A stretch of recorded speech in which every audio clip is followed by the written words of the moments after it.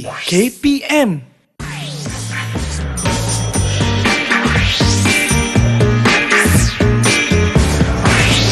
Didik TV KPM.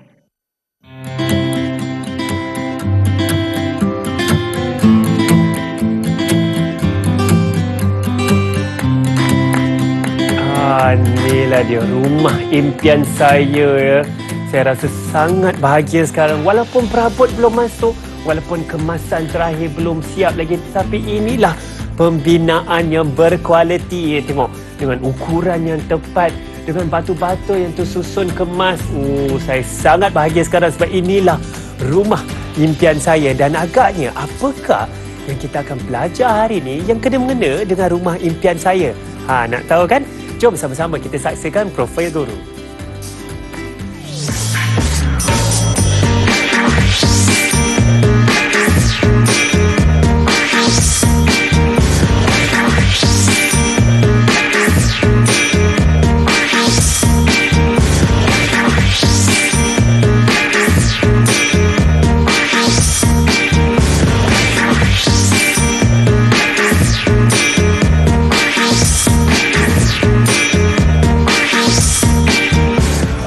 Assalamualaikum dan selamat sejahtera. Anda sedang menonton Sukses SPM 2021 Pecutan, di mana di siaran kegemaran anda Didik TV KPM yang bersama saya Hanif Sean. Dan sebentar tadi kita sudah saksikan rumah impian saya yang sebenarnya saya rasa sangat cantik. Saya pasti ramai yang setuju cantik ya. Dan kita juga sudah saksikan biodata guru kita hari ini. Nak tahu tak apa sebenarnya yang kita akan belajar sama-sama? Tentunya pembinaan domestik kertas 1, dan bersama saya ialah guru kita iaitu Cikgu Nur Akmal binti Hassan, guru kanan mata pelajaran teknik dan vokasional dari SMK Bahau Negeri Sembilan. Assalamualaikum Cikgu. Waalaikumsalam. Cikgu apa khabar? Alhamdulillah sihat. Ya Cikgu, dengan 12 tahun Cikgu pengalaman mengajar ni, saya pasti banyak benda yang Cikgu nak kongsi dengan kawan-kawan saya di rumah. Betul-betul Syam. Banyak sangat yang Cikgu nak kongsi dengan murid di rumah untuk SPM kali ini. Betul Cikgu. Untuk segmen 1 ni apa yang Cikgu akan berikan fokus? Segmen 1 Cikgu akan fokuskan mengenai format dan juga bentuk-bentuk soalan dan juga pembagian markah untuk kertas 1 SPM. Baik, saya rasa itu sangat penting. Yang murid-murid di rumah pun mesti dah tak sabar-sabar nak tengok. Cikgu, boleh kita mulakan pembelajaran kita hari ini? Boleh. Silakan Cikgu. Okey. Terima kasih Sean.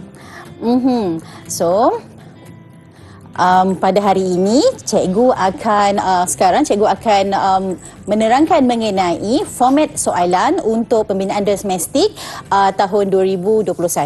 Makanya untuk kita punya 7101 strok 1 bermaksud kertas 1 dan jenis instrumen adalah ujian bertulis. Dan bilangan soalan kita ada, untuk bahagian A kita ada 15 soalan. Okey, untuk bahagian B kita ada 4 soalan. Bahagian A ini dia adalah objektif pelbagai bentuk. Okey, walaupun dia objektif, dia bukan ABC tau Sean. Dia objektif tapi dia bukan ABC. Macam mana rupa dia nanti kita tengok nanti, okey? Baik, Cikgu. Alright, lepas seterusnya adalah kita ada bahagian B, iaitu 4 soalan, ialah soalan struktur, soalan pengiraan dan juga soalan karangan yang esei. Okey. Baiklah, seterusnya kita tengok bahagian A. Kita ada untuk 15 soalan, kita akan ada 60 markah untuk 15 soalan tersebut. Bermaksud satu soalan tu ada 5, 4 ataupun 3 markah bergantung kepada soalan. Dan bahagian B kita ada iaitu 4 soalan, kita mempunyai 40 markah dan bermaksud satu soalan adalah 10 markah. Alright, so semuanya akan jadi 100 markah. Tapi Sean tahu tak, sebenarnya walaupun dia 100 markah, kertas 1 ini dia hanya membawa 40 markah daripada SPM. Oh, 40 markah. Adakah itu ada kertas lain, Cikgu? Ya, sebab kita ada strut 1 bermaksud kertas 1. Bermaksud kita ada kertas 2.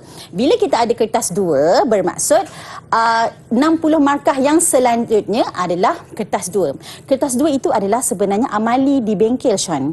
Bermaksud daripada tingkatan 1 sehinggalah tingkatan 4 hinggalah tingkatan 5 pelajar buat amali.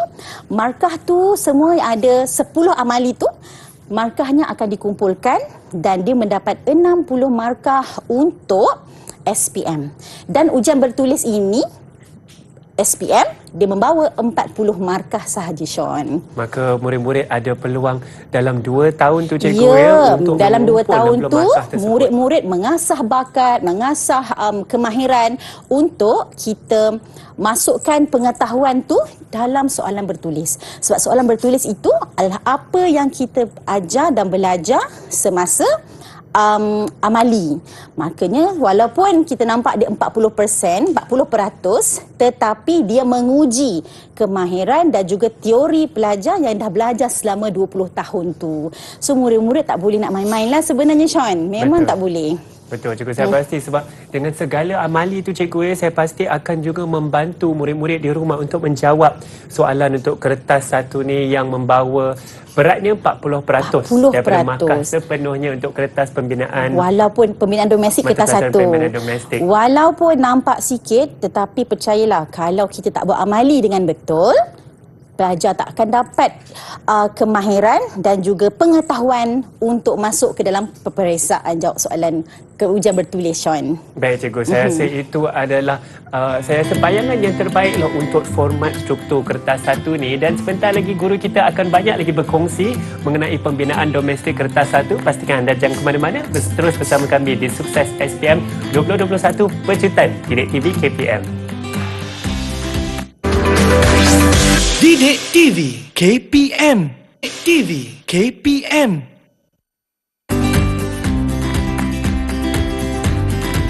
Kembali bersama kami di Sukses SPM 2021 Pecutan Didik TV KPM. Hari ini sama-sama kita sedang mengupas dan belajar tips-tips untuk menjawab soalan bagi mata pelajaran pembinaan domestik kertas satu, dan bersama saya ialah Cikgu Nur Akmal dari SMK Bahau. Baiklah cikgu, dalam segmen ini cikgu akan berkongsi dengan kita mengenai bahagian A. Betul. Untuk kertas satu.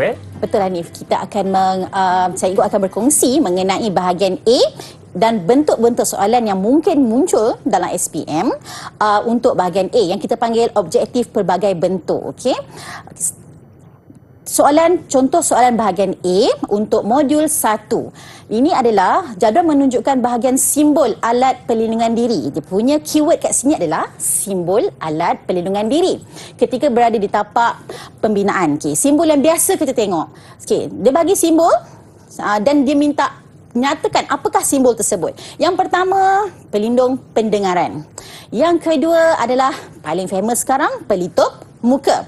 Nombor 3 adalah jaket keselamatan, dan yang keempat adalah goggle. Okey, simbol alat perlindungan diri ketika berada di tapak pembinaan. Okey, nak cikgu tekankan di sini bahawa simbol ini ada nama dia sendiri dan nama dia mestilah betul. Okey.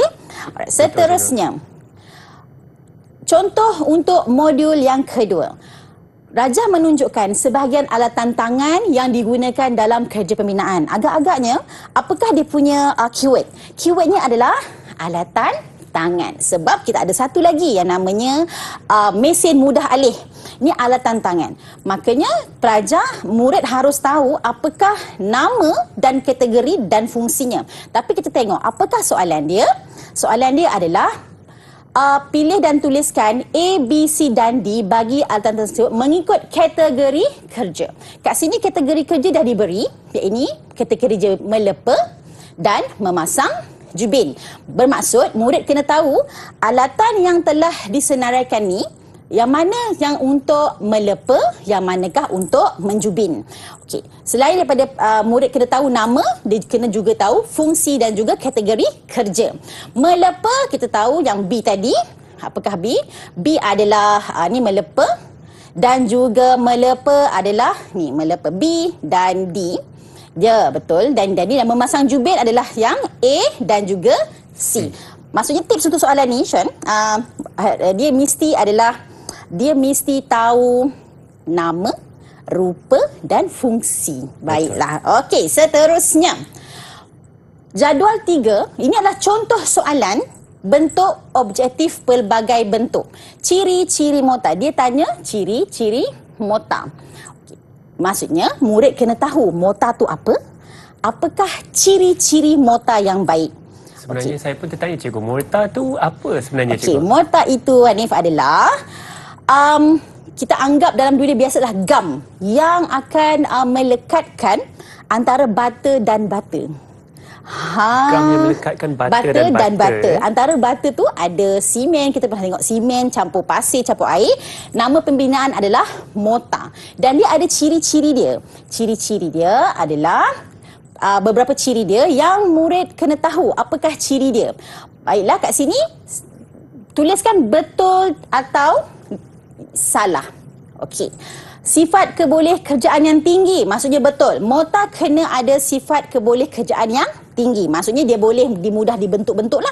Kalau mortar tu keras, bermaksud dia tidak ada keboleh kerjaan yang tinggi. Seterusnya, dia mesti tahan lasak daripada sebarang cuaca dan tidak balas kimia. Betul. Dia mesti ada tahan lasak, sifat tahan lasak tu sebab dia selalunya terdedah dengan cuaca, kan? Betul. Seterusnya, senang dibancuh dan diangkut. Ini adalah bukan ciri-ciri mortar. Okey, tips di sini adalah murid, bila betul, sila tuliskan perkataan betul. Jangan kita tandakan right walaupun inilah simbol untuk betul. Sebenarnya betul tulis betul, salah tulis salah. Okey, seterusnya. Ini adalah contoh soalan untuk modul 4. Modul 4 diberi simbol dan diberikan label dia. Jadual menunjukkan beberapa simbol piawai, maksudnya simbol yang standard bagi lukisan bangunan. Okey, lukisan bangunan dia adalah merupakan beberapa jenis simbol-simbol. Maka kita tahu ini pintu ke, kat mana tingkap, kat mana dia punya tangga, jenis tangga digunakan. So, dia ada simbol-simbol dia. Okay? Alright. Ni tips ni adalah pelajar kena tahu. Bila kita tengok simbol, kita tahu dia apa. Pintu ke, tingkap ke, tangga ke, mozaik ke, lampu ke. Macam tu. Dia pelajar, murid kena tahu apakah dia sebenarnya yang dia tengok tu. Seterusnya, okey. Soalan seperti ini, ada simbol dan ada dia punya label. So, murid kena tahu. Pintu gelangsa kembar 3 tu yang mana satu? Ini soalan pintu gelangsa. Inilah pintu gelangsa. Bermaksudlah D. Pintu gelangsa. Maksudnya pintu gelangsa bahasa Melayu. Bahasa Inggeris adalah sliding door. Okay, sliding door. Ya, bahasa gelangsa. Melayu dia pintu gelangsa.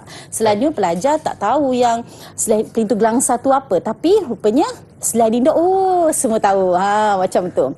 Tingkap berpangsi tegak. Okey, dia adalah ini C. Cikgu tahulah, sebab itulah kita tahu. Tingkap berpangsi tegak di tengah-tengah. Berpangsi tu maksudnya dia ada hinge kat tengah-tengah tu. Adalah C. Tangga separuh pusingan. Okey, tangga. Nampak aku tahu. Kita nampak dia adalah tangga separuh pusingan. Tangga ni ada beberapa jenis ya, Dik. Dia ada saya rasa ada 3 jenis tangga. Tangga lurus, tangga separuh pusingan dan tangga penuh pusingan. Okey. Okey, ini adalah B. Dan tingkap berengsel kiri atau kanan. Maksudnya ini adalah A. Maksudnya masukkan saja kalau kita tahu apakah dia punya simbol dan apakah namanya. Soalan seperti ini mesti kita boleh dapat markah penuh untuk modul 4. Seterusnya, jadual menunjukkan penyataan berkaitan kemas ikat. Bermaksud soalan ini dia nak uji murid mengenai kemas ikat. Okay, nak menguji pelajar mengenai kemas ikat. Makanya soalannya adalah tandakan betul bagi penyataan yang betul dan pangkah bagi penyataan yang tidak sesuai pada ruang jawapan. Bermaksud murid kena tahu apa yang betul, apa yang salah mengenai kemas ikat. Okey. Sambungan terbenam sesuai digunakan dengan bata kejutaan saja. Okey. Bermaksud adalah sambungan terbenam ini adalah sejenis kemas ikat. Okay. Untuk modul ni, cikgu sarankan murid kena tahu rupa kemas ikat dan namanya. Barulah kita boleh tahu ciri-ciri dia. Okay. Sebab dia ada kaitan tu. Okey. So, ruang jawab betul. Okey. Sambungan kunci sesuai untuk tembok yang terlindung daripada cuaca hujan sahaja. Betul. Salah. Kunci bentuk dia macam gini, ya. Begitu. Begitu. Okey. Sambungan ya. Sambungan jejulur sesuai untuk tembok yang akan dilepa. Betul. Okey, betul. Memang betul. Sambungan jejulur memang sesuai untuk tembok yang akan dilepa. Betul. Sebab sambungan jejulur tu akan menolong mortar tu untuk melekat pada dinding. Seakhir sekali adalah sambungan V sesuai untuk tembok yang terdedah kepada cuaca hujan. Betul. Maksudnya untuk soalan ini murid kena tahu apakah kemas ikat itu, rupanya bagaimana, dan dengan secara automatik dia akan boleh tahu ciri-ciri yang mungkin untuk kemas ikat tersebut. Seterusnya ini adalah soalan, contoh soalan bahagian A, bentuk soalan untuk modul mengenai bahan. Jadual menunjukkan jenis-jenis campuran mortar. Okey, kita ada campuran mortar kapur pasir, simen, kapur pasir, simen, kapur dan pasir. Apakah nama dia? Maksudnya murid kena tahu campuran dan nama dia apa. Apakah campuran? Okey, contohnya mortar kompor. Kita tahu simen, kapur dan pasir. Seterusnya mortar kapur dan pasir, senang. Itu senang, cikgu. Ya, senang. Mortar simen dan pasir. Perlu cikgu ingatkan, tulis dia punya campuran tu penuh ya, murid-murid. Jangan tulis separuh-separuh sahaja. Okay. Terus, kita tulis penuh seperti apa yang telah diberikan dalam jadual. Betul, cikgu. Dan saya rasa itu sangat penting. Tadi cikgu ada bincang mengenai kemas ikat. Kita ada jenis-jenis mortar juga dan komponen campuran dalam mortar tersebut ya. Dan tadi cikgu ada juga kongsikan mengenai simbol-simbol dalam pembinaan yang kita harus kenal, tahu, saya pasti tahu namanya dan fungsinya, cikgu, dalam lukisan tersebut ya. Baiklah, kita akan berehat sebentar dan pastikan anda terus bersama kami dalam Sukses SPM 2021 Pecutan kerana banyak lagi Cikgu Akmal akan kongsikan untuk pembinaan domestik kertas 1. Kita berehat sebentar.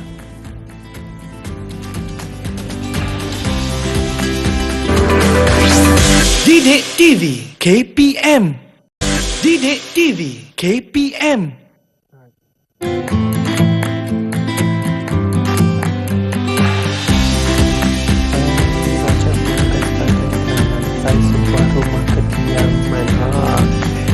Hai, kembali bersama kami di Sukses SPM 2021 Pecutan di Didik TV KPM. Hari ini kita sedang belajar mata pelajaran pembinaan domestik kertas 1 dan bersama saya ada Cikgu Nur Akmal dari SMK Bahau Negeri Sembilan yang sedang berkongsi tips-tips dan teknik untuk menjawab soalan untuk SPM pembinaan domestik kertas 1, cikgu. Dan sekarang cikgu akan berkongsi dengan kami untuk bahagian B pula. Bahagian B, betul. Baik. Hanif, bahagian B adalah mengenai soalan pengiraan. Soalan pengiraan.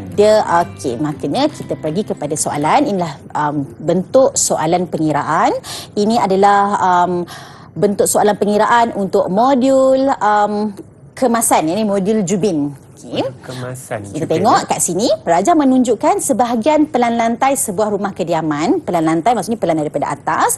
Dia ada ruang dan dia ada dia punya ukuran. Dan soalan dia adalah, tuan rumah meminta anda untuk menjubin ruang A sahaja dengan jubin biru yang bersaiz 600 mm darab 600 mm. Soalan dia, berapakah bilangan jubin yang perlu anda beli? Cikgu, mengapakah kita harus kira jumlah jubin ini, cikgu, sebenarnya? Jumlah jubin kita perlu kira supaya dia melibatkan kos pembelian. Kalau kita beli terlebih, nanti membazir. Kalau terkurang pula, kita nak pergi, takut kita pergi semula kepada kedai, tengok corak yang kita nak tu dah habis. Betul juga. Tapi cikgu, kadang-kadang ada yang tersalah ukur ke apa. Mungkin ada yang terbeli lebih pula, cikgu. Apakah yang perlu dilakukan kalau kita terbeli lebih? Terlebih-lebih selalunya kita sebab pembeli atau tuan rumah dah bayar pada kita kan. So jubin tu hak dia. So kita kena beri kepada tuan rumah tu. Pemiliknya lah. Ya, okey. Boleh kita teruskan. So bagaimanakah kita hendak mengira bilangan jubin yang perlu kita beli? Mula-mula kita perlu mengira luas kawasan yang hendak dijubin. Okay, dalam soalan ini adalah mengenai ruang A. Ruang A ada dua bahagian berbentuk begini. Okey. Dia punya ukurannya adalah 6 darab 5.5 6 darab 5.5. Kita tolak dengan ruang B yang dia punya berukuran 2.7 darab 2.5. Okey, perlu diingatkan bahawa murid boleh menukar terus 6 dan juga 5.5, tetapi kalau murid tak mahu tukar, mahu meletakkan 6,000 dan juga 5,500 pun boleh juga ya. Tetapi cikgu risau nanti bila tekan kalkulator nombor banyak, nanti takut salah kita salin dalam kotak soalan. Makanya cadangan cikgu adalah kita tukar terus daripada 6,000 kepada 6. 6,000 mm kepada 6 meter. Okey, baiklah, bila kita kira akan dapat 26.5, ini luas kawasan yang perlu dijubin. Seterusnya, apa yang murid perlu lakukan adalah kita perlu juga untuk mengira luas jubin. Luas sekeping jubin tu. Bermaksud, kat sini dia telah berikan saiz sekeping jubin adalah 600 mm darab 600 mm. Ini cikgu tukarkan kepada meter. Maksudnya 600 mm kepada 600 mm kepada meter, kita akan dapat 0.36 meter kuasa 2. Okay, inilah luas sekeping jubin. Seterusnya, apa yang murid perlu lakukan adalah mencari bilangan jubin tersebut. Okay, macam mana nak cari bilangan jubin tersebut? Luas kawasan kita bahagikan dengan luas sekeping jubin yang telah kira di atas tadi, dan bila kita bahagikan kita mendapat 73 keping. Dan kita perlu tambahkan dengan 10%. 10% ni Hanif, kita panggil dia adalah sebagai pembaziran. Maksudnya kita nak beli jubin, kita ekstrakan 10% supaya nanti masa kita potong jubin tu terpatah ke tersilap potong, kita masih ada ekstra 7 keping untuk cover balik tadi. So 73 keping tambah 7 keping, makanya kita dapat 80 keping jubin biru yang bersaiz 600 mm darab 600 mm untuk dijubin pada ruang A sahaja. Begitulah cara kira untuk membeli bilangan jubin. Tetapi murid, pastikan murid ingat yang pembaziran ini perlu ada dalam pembaziran ini perlu ada dalam pengiraan bilangan jubin. Seterusnya kita tengok juga soalan B untuk bahagian pengiraan. Tadi dia suruh kira untuk ruang A. Sekarang dia minta murid kira untuk ruang B. Tapi saiznya telah berbeza. Saiznya adalah 300 mm darab 300 mm. Maksudnya jubin kita tu telah mengecil, dia kecilkan. Okay? Berapakah bilangan jubin yang perlu kita beli? Okay. Maka pengiraan dia sama juga. Kita kena tahu berapakah luas kawasan tersebut. Luas kawasan B adalah 2.5 darab dengan 2.7 akan dapat 6.75 meter persegi. Seterusnya, kita kena kira luas jubin. Luas jubin itu adalah dalam soalan adalah 300 mm darab 300 mm untuk sekeping jubin, dan kita akan dapat 0.09 meter kuasa 2.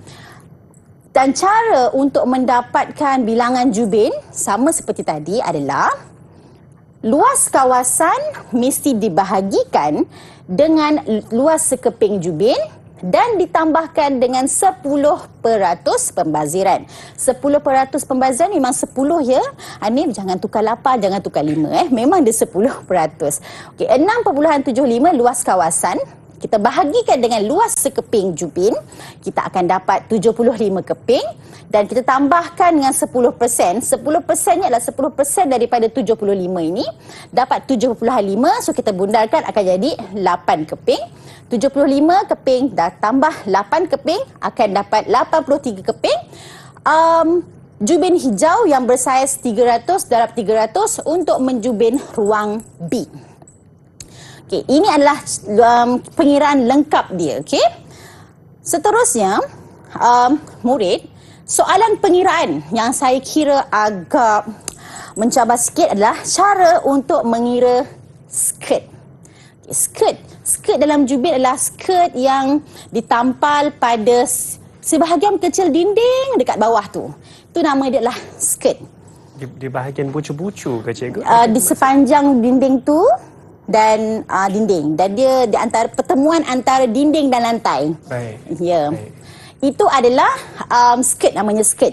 Dalam jubin pun, dalam pembinaan domestik pun ada skirt juga tau. Skirt Okey. juga. Dia untuk dia dalam pembinaan, dia dalam pemasangan jubin. Okay. Baik. Kita masih gunakan jubin yang sama, dia bukan jubin dinding, dia masih jubin yang lantai tu. Okey. Alright. So kita tengok macam manakah cara untuk mengira jubin ekstra untuk memasang skirt. Memasang skirt. Soalan dia, jika skirt hanya dipasang di ruang B, okey, berapakah jubin tambahan yang diperlukan? Okay. Tadi kita kira untuk lantai kan? So Betul, tapi bila nak pasang skirt, kita kena beli ekstra. So berapa jubin tambahan yang diperlukan? Saiz yang telah diberi adalah 300 mm darab 300 mm. Macam mana cara kira dia? Kalau tadi kita perlu kira luas. Untuk mengira skirt, kita perlu kira perimeter bilik tersebut. Itu berbeza antara mengira bilangan jubin atas lantai dan bilangan jubin untuk skirt. Okay, kita perlu kira perimeter bilik. Perimeter adalah ukur lilit ruang B. Sebab ruang B, soalan dah pada ruang B. So, dia punya perimeter adalah 2.5 tambah 2.7 tambah 25 tambah 2.7. So, jumlah perimeter untuk ruang B itu adalah 10.4 meter. Okay. Seterusnya, ini ada dia punya split sikit, okey. Satu keping jubin kita, pelajar murid, kita boleh bahagikan kepada 4 bahagian. Kenapa 4 bahagian? Sebab skirt itu pendek saja kan, kecil saja kan di dinding kan. Yeah. So untuk jubin yang bersaiz 300 mm darab 300 mm, kita bahagikan kepada 4 bahagian. Seterusnya ini dah faham. Satu keping jubin kita bagi pada 4 bahagian. Dan kemudian satu keping ini boleh cover berapa panjang perimeter tersebut. Bermaksud untuk satu keping jubin ni yang kita bagi 4 ni, yang ini dia boleh jadi cover kepada 4 keping. Right, macam ni. Maka daripada hujung ke hujung sini adalah 4 bahagian darab 0.3. 4, 1, 2, 3, 4 dan panjang setiap ini adalah 0.3. Bermaksud satu keping jubin ini dia boleh cover sebanyak 1.2 meter perimeter bilik. Seterusnya, apa yang kita buat adalah bilangan jubin 10.4 meter bahagi 1.2 tadi, sebab kita dah kata sekeping jubin ni dia boleh cover sehingga 1.2 perimeter bilik. Bermaksud dan untuk perimeter itu dia perlukan 9 keping jubin. Dan seperti biasa, dia punya pembaziran adalah 10%. Dan maksudnya 10% daripada 9 adalah 0.9. So kita bundarkan jadi 1. Bermaksud bilangan jubin tambahan yang diperlukan untuk membuat skirt pada ruang B adalah 10 keping sahaja. Macam itulah. Betul. Okey, skirt ini tujuannya adalah untuk mencantikkan bilik. Ya, begitu. Dia pertemuan antara dinding dan lantai dan dia ada sikit tu. So tebalnya adalah 1/4 daripada jubin yang bersaiz 300 dan 300 mm tadi. Okey, murid, seperti yang cikgu sarankan, pertama kita terus tukarkan kepada meter. Nombor 2 adalah tekan kereta betul-betul supaya jangan salah kira. Sebab kalau salah kira dari atas, bawah semua akan salah kira. Penting ni sebab soalan macam ini dia direct. Okay? Dia direct, pelajar boleh jawab dengan betul. Kalau ingat langkah dan juga penukaran yang betul, murid akan dapat jawapan dengan betul lah yang ini.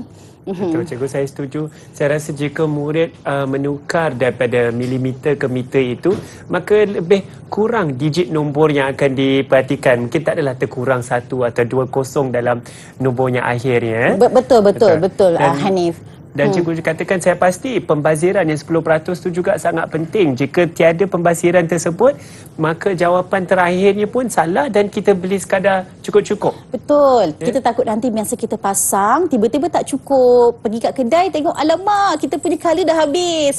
Itu yang kita tak nak lah dalam pembinaan lah sepatutnya.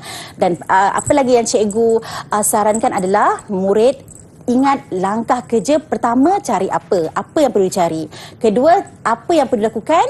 Dan ketiga, jawapan akhir bolehlah cek 2-3 kali. Ingat ya, untuk skirting kita kira perimeter bilik. Untuk luas lantai kita cari luas bilik, bukan perimeter. Perimeter is skirt dan luas adalah untuk bilangan laju bin atas lantai. Betul tu cikgu. Ya, itu semua adalah kata kunci yang sangat penting untuk kita semua ingat. Kita akan berehat sebentar dan sebentar nanti kita akan kembali untuk sukses SPM 2021 pecutan di TV KPM. Kita akan belajar lagi mengenai pembinaan domestik. Berehat sebentar.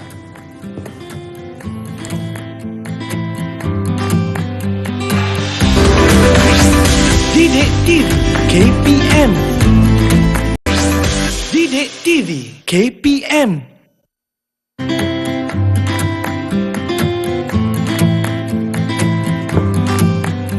Kembali bersama kami di Didik TV KPM hari ini untuk sukses SPM 2021 pecutan. Sama-sama kita sedang mengupas tips dan teknik untuk menjawab mata pelajaran pembinaan domestik kertas 1. Yang bersama saya ialah Cikgu Nur Akmal yang mempunyai 12 tahun pengalaman dah sudah mengajar mata pelajaran ini.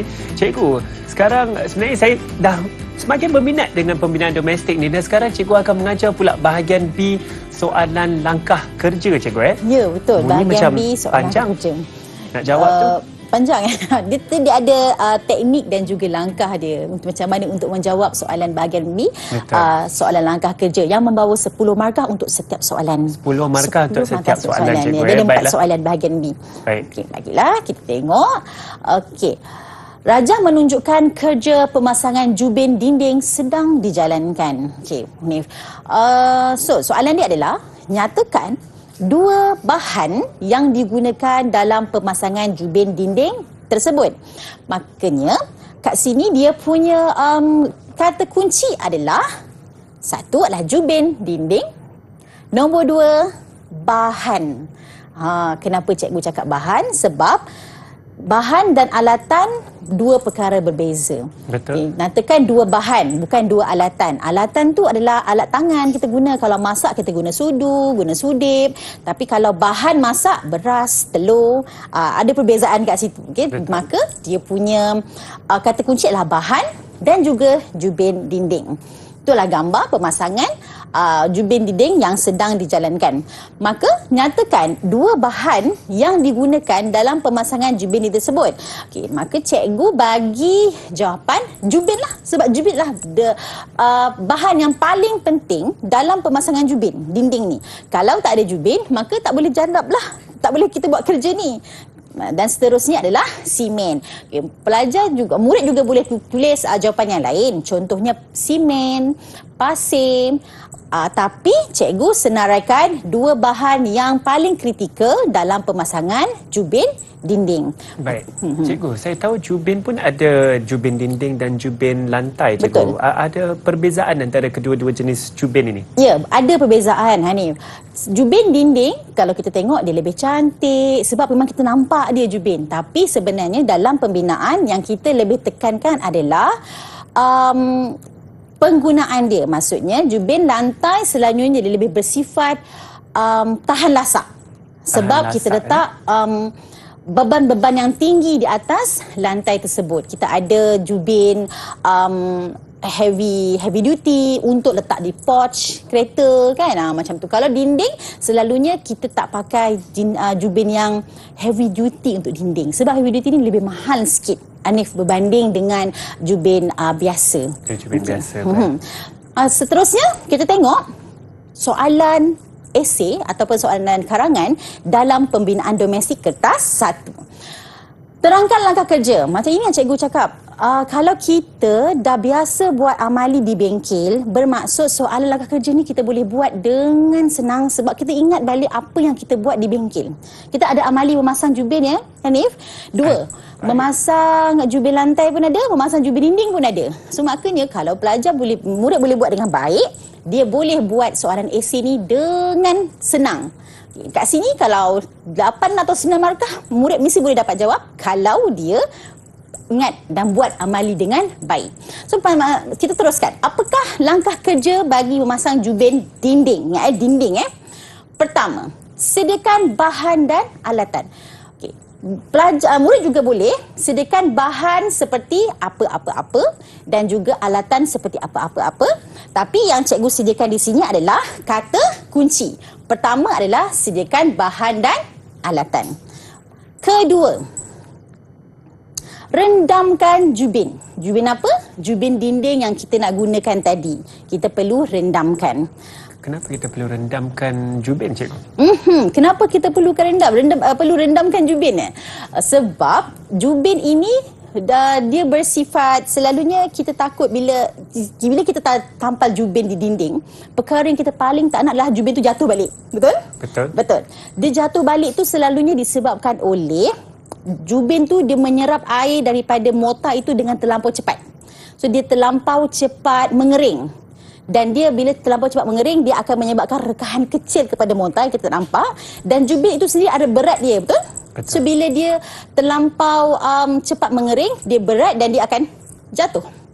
So kita nak menolong supaya jubin itu tidak mengambil air daripada mortar dengan terlampau cepat, maka kita rendamkan jubin tu dulu. Macam tu. Faktor keselamatan juga lah, cikgu. Faktor keselamatan. Jubin tak jatuh atas faktor keselamatan, faktor pembaziran, betul. Kita tak nak membazirkan jubin tu. Jubin ni selalunya mahal. Betul. Okey. Dan satu membazirkan masa, membazir masa. Bila kita dah tampal tu, dia jatuh membazir masa sebenarnya. Betul. Dan masa tu kos juga. Ya, betul. Okey. Seterusnya, selepas kita rendamkan jubin, apa yang kita perlu buat adalah bersihkan permukaan dinding yang hendak dipasang jubin. Ini sangat penting sebab kalau kita tak bersihkan permukaan dinding yang kita hendak jubin tu, nanti akan ada gangguan-gangguan yang menyebabkan jubin kita satu, tidak rata dan dia tidak boleh melekat dengan baik di dinding. So membersihkan permukaan dinding yang hendak dipasang jubin sangat penting. Membersihkan dan meratakan pun boleh permukaan dinding yang hendak dipasang jubin. Ini adalah sangat penting. Seterusnya, kita rancang tanda kerja di dinding. Rancang tanda kerja tu maksudnya apa? Kita kena buat sedikit tanda di mana kita hendak mula dan di mana projek itu akan berakhir. Bermaksud kita tak boleh nak tampal sesuka hati di mana. Rancang kerja, alatan kita ada. Tujuan rancang tanda kerja juga adalah untuk memastikan kita punya jubin tu sentiasa cantik. Sebab jubin ni kita nak tengok sepanjang hari. Kalau kita dah tampal dan tak cantik, macam takkan kita nak cabut balik, betul? Tak boleh.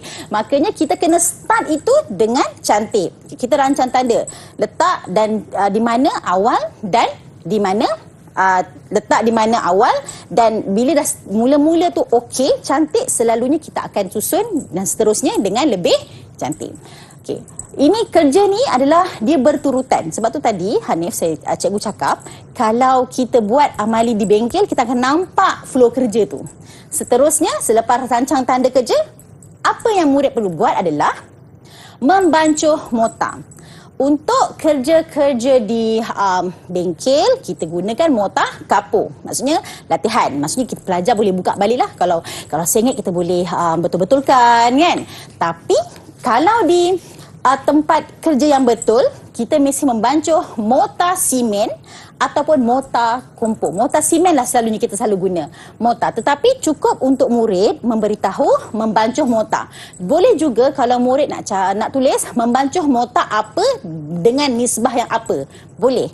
Tetapi cukuplah dengan kata kuncinya lah membancuh mortar. Okey, tengok flow. Sediakan alat tambahan, rendam dulu, bersihkan permukaan dinding, rancang tanda, bancuh. Boleh tak kalau kita kita tertukar-tukar. Boleh tak Saya kalau kita tertukar-tukar? Tak boleh itu juga. Saya risau jika tertukar antara rancang tanda kerja dengan bancuh mota. Nanti kalau bancuh mota dulu kita rancang kerja, mota boleh kering. Betul. Betul tu. Memang sangat betul. Sebab mota ini dia boleh mengering. Kalau kita tiba-tiba awal-awal dah bancuh mota, nanti berlaku pembaziran. Sebab mota ini boleh kering. Itu satu contoh lah. Satu contohnya membazir masa, membazir bahan dan sebagainya. Sebab itu, Cik Edu cadangkan, langkah kerja hendaklah mengikut urutan kerja yang betul yang selalu kita buat di bengkel. Okey, seterusnya lepas bancuh mota kita buat apa? Lepas bancuh mota kita buat meletakkan mota di dinding dan di belakang jubin. Selalunya di dinding ni memang susah lah macam mana kita nak lekatkan mota di dinding, betul?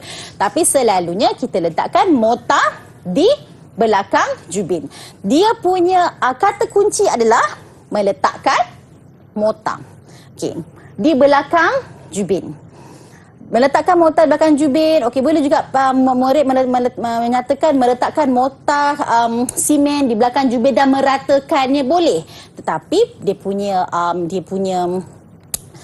key-nya adalah meletakkan mota di belakang jubin dan meratakan. Okey, tapi kita fahamlah bila letak dia akan ratakan. Kenapa kita kena ratakan? Sebab kalau tak rata nanti dia akan berbunyi kosong. Bila bunyi kosong tu ada kemungkinan untuk dia jatuh semula ke bawah. Selalunya mota ni kita ratakan betul-betul di belakang jubin dan sebelum meletakkannya di tempat yang telah kita rancang tanda pada dinding. Okey, seterusnya meletakkan jubin di dinding. Nampak kerja meletakkan jubin di dinding macam senang ya, letak aje. Tapi percayalah dia sangat susah untuk kita dapatkan satu jubin yang betul-betul cantik dan dia boleh stay dekat situ. Macam mana? Dia bergantung kepada mota yang kita guna. Dia memerlukan kemahiran yang sangat tinggi. Okay, melekatkan jubin di dinding. Tapi kalau dalam bengkel cikgu, melekat dan menjatuhkan. Pelajar letak jatuh.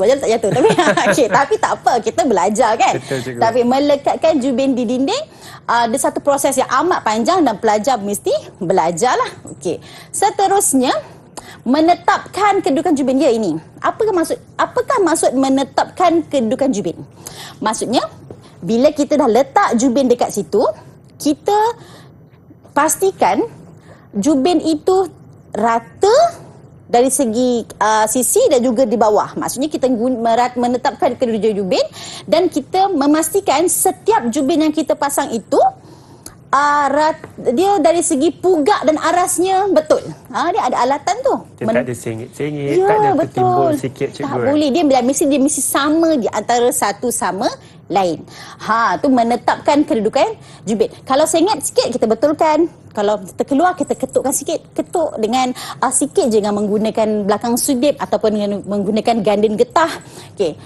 Okey, murid, apa yang cikgu ingin cadangkan adalah untuk sebarang soalan langkah kerja, bukan jubin sahaja, sebarang langkah kerja, saya sarankan murid untuk menulis langkah kerja ini mengikut urutan kerja yang betul. Pertama kena buat apa, kedua tengah buat apa, sampailah berapa. Okey, tengok kat sini, kenapa cikgu bagi 8 sahaja? Sebab soalan A tadi dah 2 soalan, jumlahnya adalah 10, bermaksud bila soalan ini perlukan 8 lagi langkah untuk mencukupkan 10 markah bahagian untuk satu soalan dalam bahagian B. Sebab itulah cikgu buat 8. Tapi dalam 1 hingga 8 pastikan jawapan kita mestilah lengkap dan teratur. Lengkap daripada awal sampai akhir, walaupun 8 langkah tapi langkah itu lengkap. Siap. Kerja kita siap. Untuk satu jubin itu siap. Dan dia punya langkah itu tidak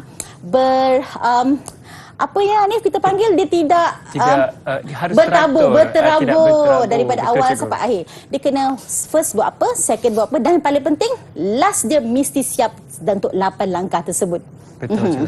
Cikgu, sebagai contoh yang untuk jawapan nombor 6 tu, meletakkan mota di dinding dan di belakang jubin. mungkin ada murid yang menjawab meletakkan mortar di belakang jubin sahaja. Adakah itu jawapan yang boleh diterima, Betul. cikgu? Sebab dia punya kata kunci adalah meletakkan mortar. Ya, meletakkan mortar. Oh, cikgu cuba ingatkan juga bahawa untuk soalan langkah kerja, jawapan hendaklah bermula dengan kata kerja. Sediakan, rendamkan, bersihkan, rancang tanda lah sejenis kerja ya. Rancang tanda, bancuh mortar, meletakkan, melekat, menetap. Perkataan pertama itu hendaklah perkataan kata kerja. Setuju, cikgu. Dan juga kita sudah juga habis di bahagian B untuk kertas satu pembinaan domestik ni. Cikgu boleh berikan rumusan apa yang telah sama-sama kita belajar untuk mata pelajaran pembinaan domestik hari ini? Untuk hari ini, apa yang perumusannya adalah patut pelajar murid hendaklah tahu isi kandungan apa yang dia belajar. Sebab soalan adalah mengenai isi kandungan tersebut. Yang kedua, murid kena tahu apakah kemahiran-kemahiran yang telah dibelajar di bengkel untuk kita aplikasikan dalam jawapan dalam soalan ini. Walaupun hanya membawa 40 markah, tetapi percayalah 40 markah itu sangat-sangat membantu murid dalam mencapai grade yang baik untuk mata pelajaran kita. Hanif. Betul, cikgu. Dan saya percaya daripada yang cikgu sarankan tadi dengan kerja amali dalam bengkel itu, cikgu, bukannya kerja sebarangan, tetapi haruslah kita perhatikan turutan yang betul, kenal pasti alatan dan bahan yang betul supaya insya-Allah lebih mudah untuk kita menjawab bahagian A juga nanti dan juga kita ada hasil kerja yang lebih baik. Betul. Saya pasti, cikgu. Cikgu ada lagi pesanan terakhir untuk murid-murid kita sebelum kita akhir rancangan? Ya, untuk SPM kali ini kita berusaha, masih ada masa untuk kita berusaha, masih ada masa untuk kita belajar bersama-sama dan insya-Allah cikgu yakin bahawa murid-murid, cikgu dan murid-murid semua nanti kita boleh menjawab dengan baik untuk peperiksaan kita yang akan berlangsung akhir bulan Mac ini. Betul, insya-Allah, cikgu. Dan saya pasti ramai yang tertunggu-tunggu juga untuk menjawab soalan peperiksaan pembinaan domestik ni. Saya rasa tips-tips yang telah diberikan oleh guru kita hari ini sangat membantu dan saya juga sudah belajar tadi bahagian B iaitu mengenai pemasangan jubin, alat-alat dan bahan yang diperlukan dan yang penting seperti Cikgu Nur Akmal katakan tadi, haruslah tahu langkahnya satu persatu, ingat kata kunci, mulakan ayat dengan kata kerja. Betul, cikgu. Betul. Saya pasti itu sangat penting ya. Dan dengan itu saya rasa tercapailah objektif kita hari ini, cikgu, untuk mengetahui dan mempelajari tips-tips dan teknik menjawab kertas soalan SPM untuk mata pelajaran pembinaan domestik kertas 1. Dengan itu saya ingin mengucapkan ribuan terima kasih kepada guru kita iaitu Cikgu Nur Akmal binti Hassan dari SMK Bahau Negeri Sembilan. Terima kasih banyak-banyak, cikgu. Ya, sama-sama. Dan juga kepada murid-murid dan rakan-rakan saya di rumah, ya, terima kasih kerana bersama kami hari ini. InsyaAllah kita ada banyak lagi yang ingin dikongsi. Teruskan belajar dengan kuat di rumah. Pastikan anda semua minum cukup air, cukup rehat dan makan makanan yang gizi seimbang. Nama saya Hanif Shaun. InsyaAllah kita akan jumpa lagi di Sukses SPM 2021 pecutan di Didik TV KPM.